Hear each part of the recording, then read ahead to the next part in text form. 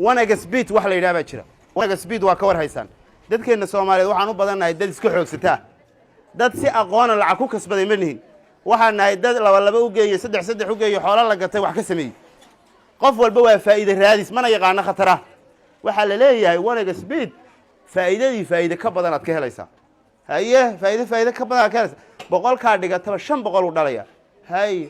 okay qof walba waa dhigtay wax fiican aad heshay leeyahay wax fiican aakhirka waa la way bal waxaad weydiisaan promo code waxa la yiraahdo ma taqaana promo code waa shax la leeyahay waxba ku helaysaa waa been waa shax la rabo xoolaha inaad ku dhacdo waa shax ay rabaan dadka jiifa dadka shaqaysanaya inay xoolahooda ku dhacaan bal fiiri ilaahay baan kugu dhaarshay fiiri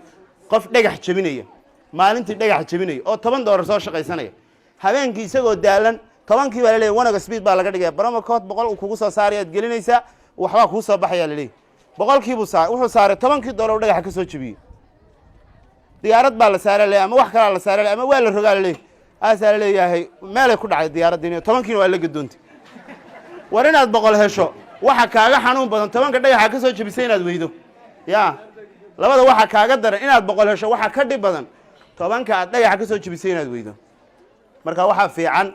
inuu qofku ku xisaabtamo waxan horta qofku waxa la rabaa qofka islaamka war waxan ma xalaal ba mise waa xaraan marka horeyna hadii xaraan ay soo gasho uba ka leexdaba laakiin inaga waxa la oran jiray dadkii hore waxay oran jireen mahmaah qaldan oo waxa jirto tira geelo kale marka laga mahmaahay xalaal iyo xoog hadduu xiro galo midna kuma xamay oran jiray xalaal iyo xoog hadduu xiro galo mar haddaad haysato midna kuma xumo Soomaalida hadda siiba socota sida doonto ku soo hel xoolo haddaad hesho ma xumay leeyahay wanaga speed wax fiican maaha waa waxa aad arkaysa dadkii hantida lahaa waxa barakiciyay ardayda iyo dadka kale ee beesha ku jira waxaan leenahay waar ka jooga waar hooy waa dabin la idinku dhacayo oo la rabo lacagta dhagaxaad ka soo jabiseen ee taagnida aad ku keenteen nin jiifa promo code inuu ku qaato bal maalintii waxaan wareystay nin promo code iska leh saaxiibo waxaan ku iri adaa barnaamij ka shaqeeyo iga aqoon badane promo code ka maxaa ka heshaan waxa uu igu jawaabay qofka faa'iido $100 $16 qasaaraan ku leh $100 haddaad faa'iido $16 buu qasaaraa ya $100 haddaad qasaartana $10 oo faa'iido leey dadka promo code leeyda iyo shirkadda wanaga speed waa dad dhamaantood markii la isku qabto u soo tagay